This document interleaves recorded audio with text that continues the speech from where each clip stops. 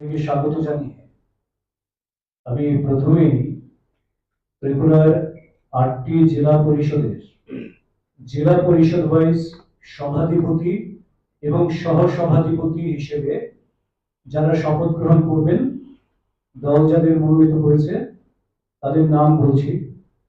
উত্তর ত্রিপুরা জেলা পরিষদের সভাধিপতি হিসেবে অপর্ণা নাথ এবং সহ সভাধিপতি ভবতোষ দাস।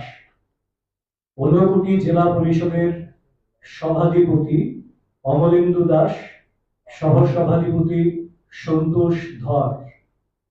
ধলাই জেলা পরিষদের সভাধিপতি সুস্মিতা দাস, সহ সভাধিপতি অনাদি সরকার। খোয়াই জেলা পরিষদের সভাধিপতি অপর্ণা সিংহ রায় দত্ত, সহ সভাধিপতি সত্যেন্দ্র চন্দ্র দাস। পশ্চিম ত্রিপুরা